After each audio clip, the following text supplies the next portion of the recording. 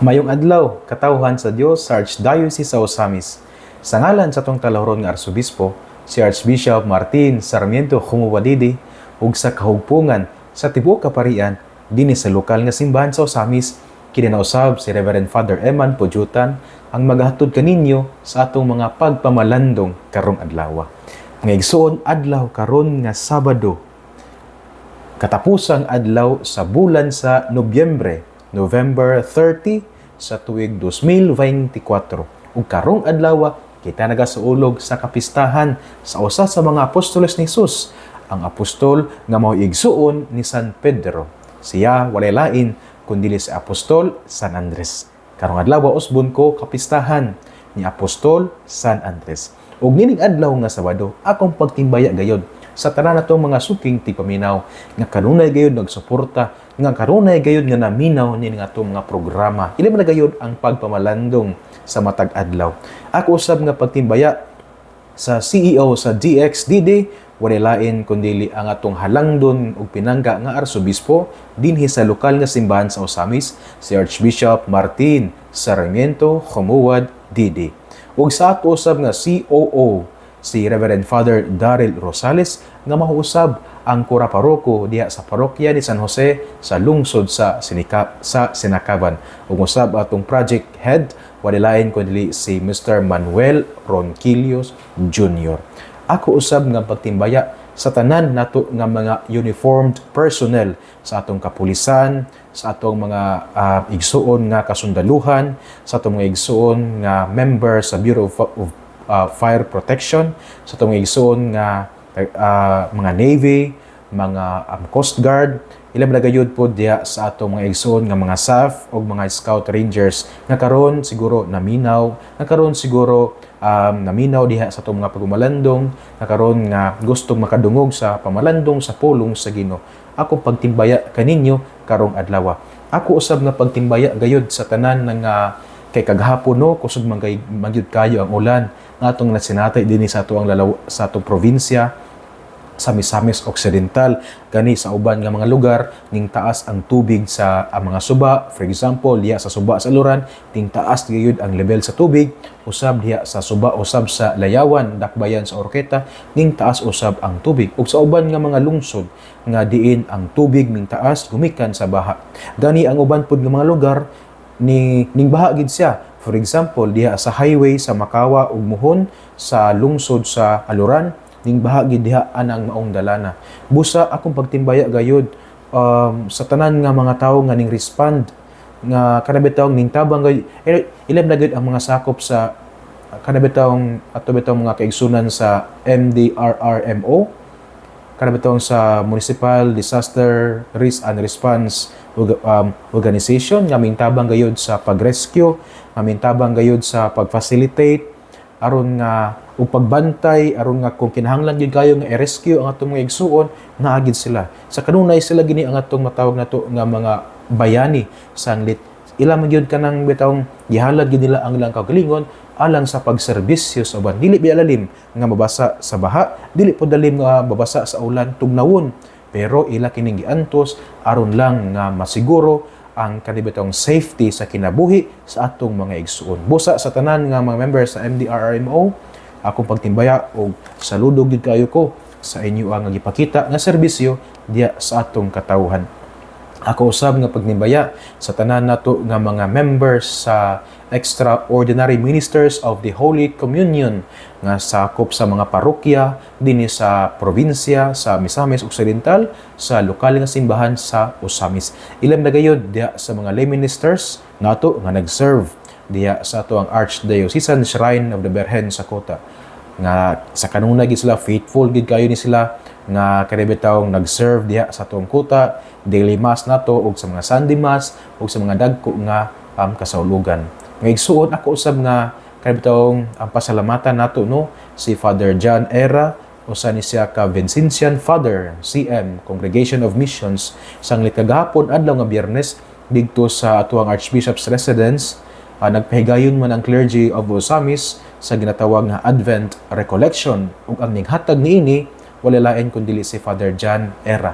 Busa kang Father John Era, maraming salamat po Father sa iyong ibinigay na aral sa amin, lalo na kung paano namin pahalagahan at kung paano namin gawin ang aming sarili na handa ngayong panahon ng Adbyento sa aming paghahanda sa pagdating ng ating Panginoon sa Jesucristo. Busa kang Father John Era, Pads, maraming salamat.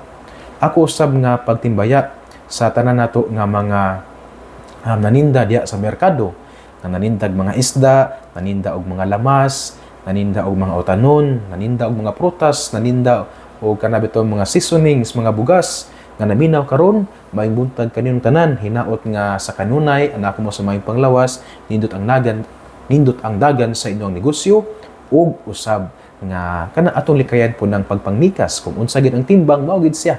Unya dili po nato kanabitawong binuangan ang mga mupalit sanglit. Kana man ang tawo gani nga matinud-anon, panalanginan magid siya sa Ginoo. Ngigsuon ni adlaw nga Sabado, kapistahan ni San Andres, dili nato kalimtan na karong adlaw usab atong gisaulog ang ikawalo nga tuig or ikawalo nga anibersaryo sa paglingkod sa ato ang pinalangga nga Arsobispo, si Arsobispo Martin Sarmiento Huwad, isip Arsobispo sa Osamis. Siya ning lingkod dinhi sa ato ang ninglingkod sa Katedral sa Osamis, isip Arsobispo sa Osamis niadtong November 30 sa tuig 2006. So karon 2024, ikawalong tuig na. Sabot nga nga si Archbishop Martin na nahimo nato siyang magunang magbalantay dinhi sa lokal nga simbahan sa Osamis sulod na sa 8 ka tuig. Busa kang Archbishop Martin Sarmiento Huwadidi, Archbishop, congratulations nining 8th anniversary sa imo ang canonical possessions. Possession dinhi sa Archdiocese of Osamis. Ikawalong tuig na nga nahimo ikaw nga namo nga amahan. Walo na pod ka tuig nga nasinati namo ang imong gugma o kaluoy. Ilib na gayud walo ka tuig nga amo na gyud nga sinati as sulod sa walo ka tuig na sinati namo ang imo ang pagkaamahanon diya sa pagtuo, amahanon usab diya kanamo mga kaparian. Busa Archbishop, kami nang hinaot nga hatagan ka pa sa Ginoo sa taas pa nga tuig sa pagpangalagad isip Arsobispo sa Osamis ug usab piskay nga panglawas ilib na sa imong mga lakaw, ilib na gyud gayud po diya sa imo ang pagbisita sa mga parokya, pagbuhat sa misyon isip Arsobispo sa Osamis, piskay nga panglawas aron sa kanunay ikaw gayud kanabitawong makaperform, makabuhat sa imo ang ministeriya. Archbishop Martin Sarmiento Huwadidi, happy 8th anniversaries sa imong paglingkod isip Arsobispo dinhi sa lokal nga simbahan sa Osamis. Ngigsoon ko na ni Kristo, dining adlaw nga dining adlaw nga Sabado, ang atong ebanghelyo tungkotlon sumala sa ebanghelyo ni San Mateo. Himayaon ikaw o Ginoo. Samtang naglakaw sa Jesus daplin sa lanaw sa Galilea, nakita niya ang duha ka magsuon nga mananagat, si Simon nga ginganlag Pedro ug si Andres nga iyang igsuon nga namukot. Si Jesus miingon kanila, "Kuyog kamo kanako ug tudluan ko kamo sa pagpanagat og mga tawo." Diha gibiyaan nila ang ilang mga pukot ug mikuyog kaniya. Ipadayon siya paglakaw ug nakita niya ang laing duha ka magsuon, si Santiago ug si Juan, nga mga anak ni Zebedeo. Didto sila sa ilang sakayan uban sa ilang amahan, nagpuna sa ilang mga pukot. Kitawag sila ni Jesus ug diha gibiyaan nila ang ilang sakayan ug ang ilang amahan ug mikuyog sila kaniya. Naigsuon ang ebanghelyo sa atong Ginoo. Daygon ko ikaw o Kristo. Pangigsuon sama sa akong ginaingon kaganina nga ang karong adlaw November 30, 2024 atong gisaulog ang kapistahan sa usa sa mga apostol ni Jesus, si San Andres. Nga atong nadungog sa ebanghelyo nga si San Andres usa siya ka mangingisda, nga igsoon siya ni Pedro.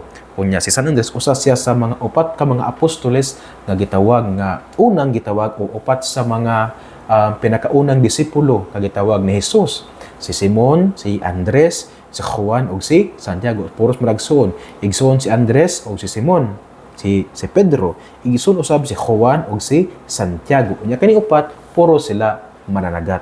So hindot kay ni nga atong kamalandungan sanglit atong makita ba nga taliwala di ay sa kadabatong ang tawag sa Ginoo dili din sa magmatter kung unsa ato ang trabaho diya sa katilingban. Ang Ginoo wala man siya nagtawag lang og mga sikat diya sa katilingban. Ang Ginoo wala man siya nagtawag o kana bitawng mga bantugan diyas katilingban. Gani ang tawag sa Ginoo nga mosunod kaniya dili man siya reserve lamang sa mga successful diyas katilingban. Sa atong ebanghelyo karon atong nadungog nga si Andres, si Simon, si Juan ug si Pedro mga mangingisda. Sa panahon nila mao ni ang common nga trabaho sa mga tawo. Gani si Simon ug si Andres, asa man sila natawo, didto man sila natawo sa Bethsaida. Nya ang pulong Bethsaida bot pasabot nga balay sa mga mangingisda. Balay, Saida sa mga mangingisda. Sa balay sa mangingisda, nya common kini sa nga trabaho adtong panahona. Kung ikaw mangingisda, kana nagpasabot nga ikaw ordinaryo nga tawo. So sa lakton nga istorya di ay ang tawag di sa Ginoo nga igsoon ko ni Kristo, alang din gyud ni sa tanan, mga bantugan diyas katilingban ug mga ordinaryo nga mga tao. So sama ni San Andres ang santos, ang apostol kansa ang kapistahan atong gisaulog karong adlaw. Siya ordinaryo, siya mangingisda, pero sa diyang siya gitawag ni Jesus, ningsunod siya kaniya. So sa lakton nga istorya, bisan og ordinaryo nga tawo, tawgon gid ay gihapon sa Ginoo aron mosunod kaniya. Kini naghagit kanato nga dili unta ta kana bitong mura ba to i-judge nato nga tong kagalingon nga sa kinsa man ko para mga lagad sa simbahan, manininda man ko og kana bitong prutas sa dias kilid-kilid, sa kinsa man ko nga mga lagad sa simbahan nga street sweeper man ko, sa kinsa man ko nga mga lagad sa simbahan nga namaligya ra man ko og lamas sa merkado. No, dili na to i-look down ang atong kagalingon. Kaya ang tawag sa pagpangalagad alang kini sa tanan, dato o pobre, mga bantugan o mga ordinaryo, mga karabitong mga daghan og kwarta o gamay og kwarta, mga pare o mga binunagan alang sa tanan. Kining tawag sa pagpangalagad alang gini sa tanan. Susama na si San Andres usa ka ordinaryong mangingisda, pero gitawag siya sa Ginoo. Kay ang tawag sa Dios sa pagpangalagad does not matter on our kanabitang civil status, or sa ato bitang kanang status diyas katilingban. Wala kini nagmatter sa ato bitang economic status diyas katilingban. Kaya ang tawag sa Dios, ang basihan sa tawag sa Ginoo, dili man ang kahimtang nato, dili man ang sitwasyon nato. Ang basihan sa tawag sa Ginoo, nagabase man diya sa iyang dakong gugma, iya bitong mga mata nga maluluyon nga motawag kanato. So usbon ko, dili na to i-look down atong kagulingon. Kakita si ka-driver lang, nakita pobre lang, nakita manuroy lang o kanay bitawng silhig yes katilingban. Nakita ingani lang ato ang status des katilingban. Na dili ta angay mga lagad tungod kay ingani ta. No. Ang atong kapistahan karon nga si San Andres, napakita kanato nga ang tawag sa Ginoo alang gini sa tanan. Ang tawag sa pagpangalagad alang gini sa tanan. Busa kung diya sa atong mga parokya, busa kung diya sa atong mga kapilya, kung kita gani mahatagan sa maong tahas, makita mga lagad atong dawaton. Bisan og ing-ani ang atong kahimtang. Kay usbon ko si San Andres, ordinaryo nga tawo, pero gitawag siya sa Ginoo.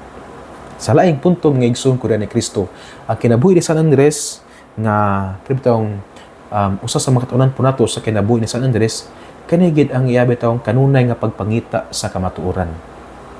Dinhi sa ebanghelyo nga atong nabasa karon, gikutlo sumala sa ebanghelyo ni San Mateo kapitulo 4 18 hangtod sa 22. Diin atong nadungog nga gitawag ni Jesus ang yang upat sa mga pinakaunang disipulo niya. Pero kung moadto ta sa ebanghelyo ni San Juan kapitulo 1 unya bersikulo 35 hangtod sa 39, atong madungog di ay nga ang unang gitawag ni Jesus si San Andres. Di ba? Nya ato madungog, ato pong mabasa po dito nga si San Andres, disipulo siya ni Juan nga magubunyag. So laktog pastor wala ginya bito gibaliwala ang iya bitong espiritual nga kinabuhi. Kanuna gid sa punang siyang nangita sa espiritual nga kinabuhi. Gani sa dihang gitawag sila ni Jesus, gani kadto sa ebanghelyo ni San Juan kapitulo 1 unya bersikulo 35 hangtod sa 39, usaman si San Andres sa mga duha ka disipulo nga nangutana kang Hesus kung asa siya nagpuyo. Nya giingnan sila ni Hesus nga dali og aron sunod kamo kanako o makita ninyo kung asa ko nagpuyo. So kini mga aksyon ni San Andres nagpakita kanato nga kanunay diyan siyang nangita sa Ginoo. Kanunay diyan siyang kada betong nga ninguha nga malig-on ang iyang pagtuo. Iya gid ang gihatagan og bili ang iyang espiritual nga kinabuhi. Ikaw nga naminaw na karon, ako nga nag-story karon. Ato ba ning nabuhat? Ato bang nahatagan gyud og importansya ang atong espiritual nga kinabuhi? Kita ba gyud sa kanunay nangita bagitas Ginoo? Kita ba gyud sa kanunay ato ba gyud gipalig-on ang atong pagtuo? Ang makatubag niya na kamo ra gyud nga naminaw nako karon. Pero nindot siguro nga mohatag ko og mga kanabtong mga pangutana aron nga mas mapalawman pa ginato kanabtong kung kita ba gyud kanunay nga nangita sa Ginoo, kung kita ba gyud gipalawman ba ginato ang atong pagtuo, o kung kita pa gyud ato ba gyud gihatagan og bili ang pagsunod kang Kristo. Kanang tawo nga musimba lang o ganahan, kana ba nga kinaiya nagpakita ba nga naghatag og importansya sa pagtuo?